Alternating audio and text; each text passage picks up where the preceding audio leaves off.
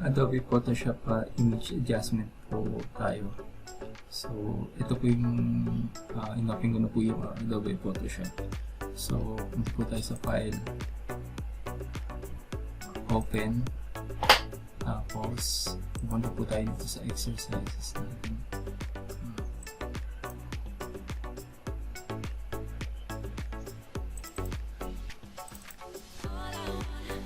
Ito po, image adjustments.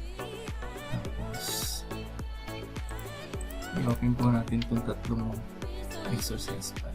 Ayan. Tatlo po siya. Punta po tayo sa unang tab. Bali po, gamitan po natin ng image adjustments.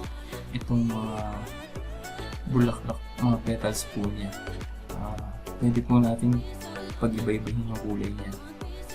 So, pupunta lang po tayo dito sa menu. Ayan. Image. Tapos, adjustments. Tapos, hue and saturation. Select lang po natin itong hue and saturation. So, naka-master po siya. So, i-drag lang po natin pa negative. Mag-iiba-iba yan. Naging pink po. Naging blue. Naging dark blue. So, yan. Nagbabago na kulay. Light green. So, pag sa kabila naman natin i-drag, magiging pula.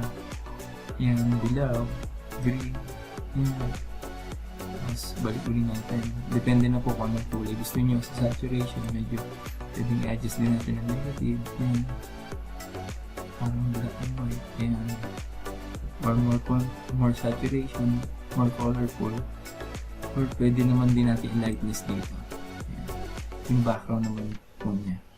So, hindi masyado to. Hindi nagamit. So, yan. Dito na tayo. I-kapalan na natin saturation. Tapos, yan. Ginawa ko na siyang dilaw. Yan. Okay. Yan na po. So, next second tab po natin itong mga lahat. Ganun pa rin. Pupunta pa rin tayo dito sa image adjustments. Bago itong hue and saturation. Yan. Same lang din po yung sa kanina, sa mga petals. So, i-drag din po natin sa kaliwa. Ayan, libre ang kulay siya.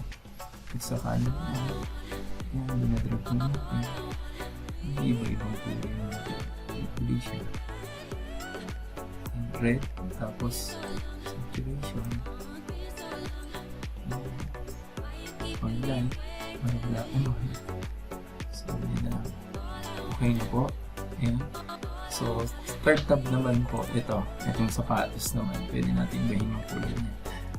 Image adjustment pa rin yung gamit natin ulit. Ayan. Image adjustments. So, hue and saturation. So, dedrag ko pa lang po sa kaliwa. Ayan.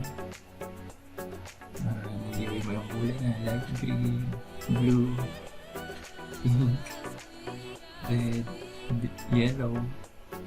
Ayan. Mint green, yan. Tapos saturation, yan. Gusto mo bright na bright.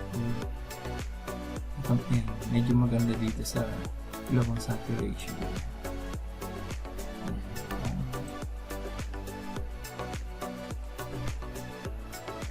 Yan.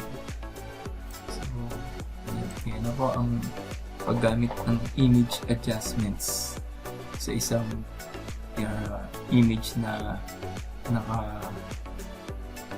kagaya ng mga ganito, sapatos, ayan, yung hat, saka yung petals.